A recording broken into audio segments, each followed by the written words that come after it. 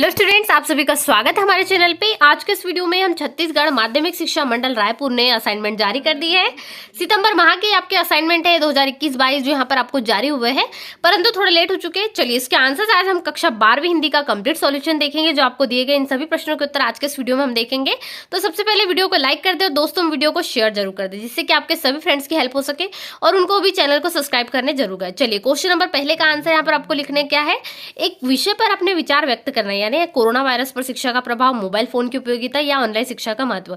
तो हम जो टॉपिक नंबर 3 है ऑनलाइन शिक्षा का महत्व, यानी आप जो वर्तमान में पढ़ाई कर रहे हो मोबाइल से, स्मार्टफोन से, कंप्यूटर से और टीवी द्वारा, तो ये जो ऑनलाइन आपकी शिक्षा हो रही है इस पर आपको महत्व लिखेंगे। चलिए देखते हैं जो आपका 20 अंक का है असाइनमेंट। चलिए इसका आंसर देखते हैं। सबसे पहले क्वेश्चन नंबर 1 का आंसर हम देखेंगे। तो आपको बढ़िया से ब्लैक पेन से ऑनलाइन शिक्षा का महत्व हेडिंग देना है। अच्छे से आप इसको बॉक्स में कर दोगे ऑनलाइन शिक्षा का महत्व को, और साथ में ही अब यहाँ पर हम सारे आंसर देखेंगे और भी बाकी आपके क्लास 12 के जितने भी सब्जेक्ट है सभी के हम आंसर्स देखेंगे। बस उसके लिए आपको चैनल को सब्सक्राइब करना है, जिससे कि आपको आने वाले और सब्जेक्ट्स के आंसर फटाफट मिल सके। साथ ही वीडियो को लाइक कर दे, अपने सभी दोस्तों के साथ वीडियो को शेयर करना बिल्कुल भी ना भूले। तो शुरुआत करते हैं। तो ऑनलाइन शिक्षा का क्या महत्व है। आजकल के समय में इंटरनेट जैसी सुविधा सभी घरों में उपलब्ध रहती है।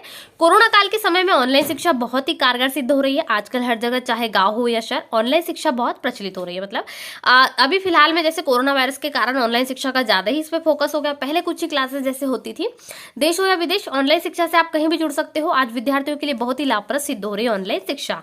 ठीक है, आगे लिखेंगे। यहाँ पर आप इसमें थोड़े से अपने विचार व्यक्त कर रहे हैं तो आपको अच्छे से बताना होगा। तो ऑनलाइन शिक्षा का तात्पर्य क्या होता है। तात्पर्य यहाँ पर आप अच्छे से लिखे। तात्पर्य इस प्रकार से आपको लिख लेना है। इसका तात्पर्य होता है स्कूल, विद्यालय या महाविद्यालय में जाकर जो नियमित रूप से शिक्षा ग्रहण की जाती है उसके विपरीत है ये। ठीक है, तो यहाँ पर आपको जो है थोड़ा ऑनलाइन करना पड़ता है। ऑनलाइन शिक्षा किस किस से कर सकते हैं आप। लैपटॉप, कंप्यूटर आदि के माध्यम से घर में ही अपने पाठ्य सामग्री का अध्यापन करना कहलाता है। इसमें ऑनलाइन ही पुस्तकों, नोट्स आदि का इस्तेमाल करके शिक्षक द्वारा समझाया जाता है या फिर व्याख्यान किया जाता है। तो आप जिस प्रकार से वीडियो देख रहे हो और अपने आंसर्स को कंप्लीट कर रहे हैं, ये भी एक तरीके से ऑनलाइन शिक्षा ही हो गई है। तो ऑनलाइन शिक्षा में आप वीडियो कॉन्फ्रेंसिंग आदि टेक्नोलॉजी इस्तेमाल होती है, इसे ही ऑनलाइन शिक्षा कहा जाता है। ऑनलाइन शिक्षा में इंटरनेट सुविधा का महत्वपूर्ण योगदान जरूरी है, क्योंकि आप बिना इंटरनेट के, बिना आपके इंटरनेट कनेक्शन के जो आपकी मोबाइल कनेक्टिविटी वो चालू नहीं हो सकती। तो इंटरनेट बहुत बड़ी भूमिका इसमें निभाता है और इसके बिना हम ऑनलाइन शिक्षा नहीं कर सकते हैं। ठीक है, इसका निभाता है और इसके बिना हम ऑनलाइन शिक्षा नहीं कर सकते हैं। ठीक है, इसका प्रभाव क्या होगा। ऑनलाइन शिक्षा का प्रभाव आपको ये भी लिख लेना है। जैसे महामारी ने दुनिया भर में शिक्षा और शैक्षिक प्रणालियों को अत्यधिक प्रभावित किया है। कोरोना के प्रभाव को कम करने की कोशिशों में दुनिया भर के शिक्षण संस्थानों को अस्थायी रूप से बंद कर देगी। ये इसका प्रभाव भी, एक बेनिफिट्स भी है और इसके कुछ बेनिफिट्स है तो इसके कुछ लॉसिंग भी हमें। तो यहाँ पर इसके जो है प्रभाव आपको मिल रहा है, तो ये भी आपको लिख देना है इसमें। और साथ में आप चाहे तो इसमें और लिख सकते हैं, जैसे कि ऑनलाइन शिक्षा के कारण बहुत सारे ऐसे संस्थान है जिनको बंद भी करना पड़ा है। और यदि आपके वर्ड्स यहाँ पर कंप्लीट नहीं होते, आप इसको और अच्छे तरीके से इसमें और ऐड कर सकते हैं। जैसे पॉइंट्स यहाँ पर मैंने आपको बताया है, इन पॉइंट्स को भी यूज कर लीजिए, तो ये आपका ऑनलाइन शिक्षा का हो जाएगा। ठीक है, चलिए दूसरा क्वेश्चन है। दिन जल्दी जल्दी ढलता है कविता में प्रेम की अभिव्यक्ति हुई है, ये आपको सिद्ध करना है। कैसे हुई है, चलिए इसका आंसर हम देखेंगे। तो ये जो कविता है दिन जल्दी जल्दी ढलता है, ये कविता जो है हरिवंश राय बच्चन जी द्वारा लिखी गई है। ठीक है, कवि ने कविता में समय बीत जाने के एहसास का वर्णन किया है। समय के साथ हमें लक्ष्य को प्राप्त कर लेना चाहिए और समय के हिसाब से चलने के लिए प्रेरणा देता है। तो इसमें प्रेम की जो अभिव्यक्ति हुई है कब हुई है, जब क्या करती है चिड़िया अपने बच्चों के लिए सुबह भोजन की तलाश में निकल जाती है। बच्चे घोंसले से बाहर झांक झांक कर अपनी माँ का इंतजार कर रहे होते हैं। बच्चे और माँ एक दूसरे के प्रेम करते हैं। चिड़िया अपने बच्चों के लिए सुबह ही भोजन की तलाश में निकल जाती है। बिल्कुल सी सही बात है। बच्चे जो होते हैं घोंसले में रहते हैं, वो सोचते हैं कि उनकी माता आएगी, उनको प्यार करेंगी, उनको स्नेह देंगी। सुबह से शाम तक वो रास्ता देखते हैं और माँ जो होती है वो भी क्या करती है, वो बच्चों के लिए भोजन लाने की तलाश में रहती है कि मेरे बच्चों को जो है भोजन जल्दी मिल जाए, जिससे क्या हो वो अपना जो है पेट भर सके और अच्छे से उनको जो है सारी खुशी मिल सके। ये माँ एक जो है माँ और बच्चे के बीच का प्रेम व्यक्त करता है कौन, दिन जल्दी जल्दी डलता है। तो इसमें यहाँ पर जो चिड़िया के बच्चों का वैसा ही आपसी प्रेम यहाँ पर बताया गया है। चलिए अगले प्रश्न का उत्तर देखेंगे इसी प्रकार से। नेक्स्ट क्वेश्चन जो आपका है, तो जो बादल दर्शन है जैनेन्द्र कुमार जी के द्वारा लिखा गया। इसमें जो लेखक है, जैसे कि जैनेन्द्र दर्शन जी के जो लेखक यहाँ पर लेखक मित्र है, उनको क्या करते हैं, 2 लेखक मित्र है उनके यहाँ पर जो मित्र है वो आते हैं। एक क्या करते हैं, एक बाजार जाते हैं, बहुत सारा सामान भरकर ला लेते हैं, जबकि एक मित्र जाते हैं सुबह से शाम लगा देते हैं, परंतु वो खाली हाथ आते हैं। तो ये दोनों मित्रों की जो समानता और अंतर इनमें स्पष्ट करना है, इनके व्यवहार में क्या अंतर हो सकता है। ठीक है, आपको अंतर करना है। तो इसका जो उल्लेख किया है, क्या होता है, एक मित्र बाजार जाकर ढेर सारा सामान खरीद लाता है, वह फिजूल खर्ची करता है, इससे उसका घमंड संतुष्ट असंतुष्ट होता है, उसको अपनी जरूरत की चीजों का सही पता नहीं होता। ये पहले मित्र की बात हो गई। और दूसरे मित्र की बात, अब दूसरा मित्र बाजार जाता है, वहां बहुत देर तक रुकता भी है, परंतु वहां बहुत सी चीजें देखकर बहुत सी चीजों को खरीदना चाहता है, परंतु तय नहीं कर पाता कि क्या वह खरीदे, तक खाली हाथ बाजार से वापस लौट आ जाता है। क्यों? क्योंकि उसे खरीदने की इच्छा ही नहीं है। अंदर से वो सोच के रख लेता मुझे कुछ भी नहीं खरीदना है। पूरा बाजार घूम लेगा, सभी दुकानें देख लेगा, एक एक चीजों की क्वालिटी भी देख लेगा, कलर भी देख लेगा, सब दूर घूमेगा, परंतु खरीदेगा कुछ भी नहीं। तो यही यहाँ बताया है। तो क्या है यहाँ पर दोनों उनके मित्रों के बारे में बताया है। तो ये क्या, एक मित्र के क्या स्पष्ट कर रहा है, इससे एक मित्र जो है वो घमंड को संतुष्ट कर रहा है, क्योंकि उसे अपनी सही जरूरत की चीजों का पता ही नहीं होता। मतलब जैसे उसके घर पे पहले से ही कुछ बाल्टी और मग वगैरह पड़े हुए, परंतु फिर भी वो बाजार से और लेके आ जाता है। तो ये उसके लिए जो है, ये उसके केवल घमंड को संतुष्ट करना है। जबकि जो दूसरा मित्र है वो असमंजस में है और खाली हाथ लौटाता, मतलब उसे पता ही नहीं अब उसे क्या आवश्यकता है, तो तय नहीं कर पा रहा। ठीक है, तो यहाँ पर पहला मित्र फिजूल खर्ची करता है और दूसरा जो है अपने यहाँ पर उसकी तय नहीं कर पाता। तो ये आपको उत्तर लिख देना है इस प्रकार से। दोनों मित्र के बारे में लेखक बताते तो पहले मित्र की तरफ फिजूल खर्ची भी नहीं करना चाहते, और वैसे भी ज्यादा चीजों का प्रयोग हमारे पास यदि कोई एक सामान है और हम उनसे एक्स्ट्रा ले ले तो हमारे लिए फिजूल खर्ची होगी, क्योंकि हमारे पास पहले से और हम एक्स्ट्रा ले, ऐसा हमें नहीं करना चाहिए। हमें जितनी आवश्यकता हो उतनी ही हमें लेना चाहिए। जो दूसरा मित्र है वो उसकी तरह भी नहीं बनना चाहते, वो कि हमें कुछ पता ही नहीं और अनिश्चय में पड़ना है, ये भी नहीं करना चाहते। तो यहाँ पर वो दोनों मित्रों की जो है, जो यहाँ पर उनकी जो सोच है वो बताना चाहते हैं। कौन? लेखक जैनेन्द्र कुमार जी। तो चलिए अगला प्रश्न देखेंगे।